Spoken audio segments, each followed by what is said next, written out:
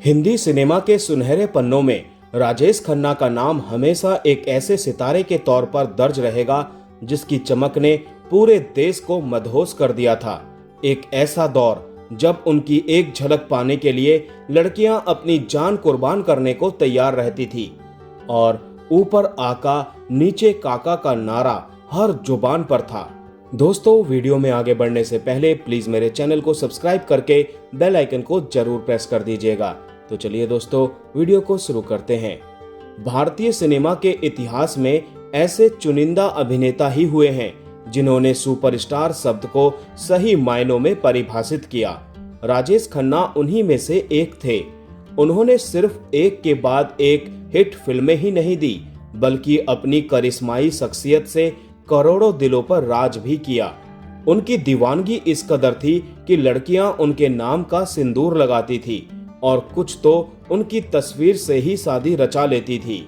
ये वो दौर था जब अमृतसर से निकला ये लड़का महज 3 साल में 17 सुपरहिट फिल्में देकर लेजेंड बन गया था। डायरेक्टर और प्रोड्यूसर अपनी स्क्रिप्ट्स लेकर उनके बंगले के बाहर लंबी लाइनें लगाते थे, बस एक बार काका की हाँ मिल जाए।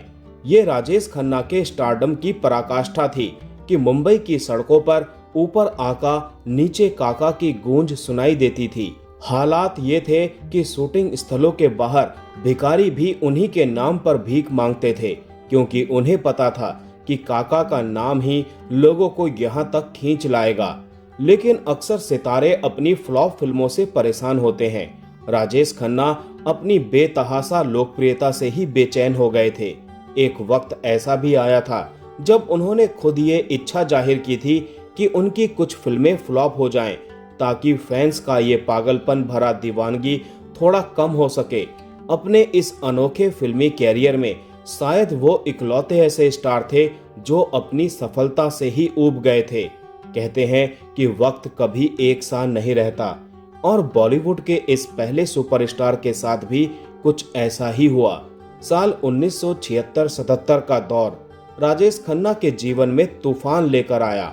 उनकी फिल्में एक के बाद एक बॉक्स ऑफिस पर धड़ाम होने लगी, सिनेमा घर खाली रहने लगे और जो फिल्में कभी करोड़ों का कारोबार करती थी वो अब अपनी लागत भी नहीं निकाल पा रही थी।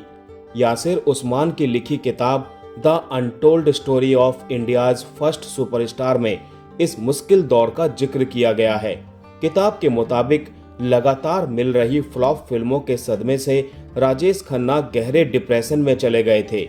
इस दुख से उबरने और अपनी हताशा को भुलाने के लिए उन्होंने शराब का सहारा लेना शुरू कर दिया था। हालात इतने बदतर हो चुके थे कि राजेश खन्ना रात के अंधेरे में अचानक चीखने लगते थे। उनके मन में खुद को खत्म कर देने के विचार घर करने लगे थे। किताब के अनुसार वो समंदर में कूदकर अपनी जान तक देने के बारे में सोचने लगे थे।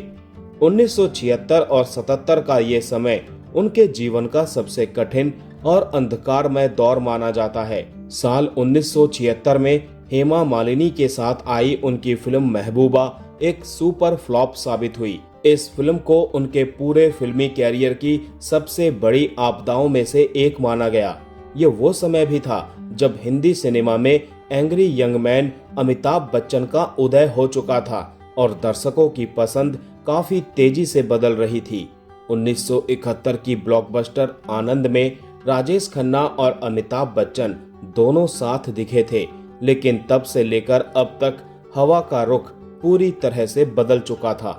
राजेश खन्ना की सारी लोकप्रियता धीरे धीरे अमिताभ बच्चन के खाते में जाती दिख रही थी। 1976 में बंडलबाज और 1977 में अनुरोध, त्याग, कर्म, छैला बाबू और चलता पुर्जा जैसी उनकी लगातार 5 फिल्में फ्लॉप हो गई। काका का चमकता सितारा अब धीरे धीरे फीका पड़ने लगा था।